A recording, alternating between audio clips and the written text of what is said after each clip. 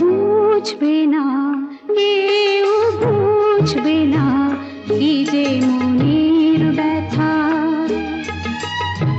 অন্ধক্ষণে অন্তরে থাকে যে শোনা, সবাই জানে তারই কথা। বুঝবে না, কেউ বুঝবে না কি যে মনের ব্যথা।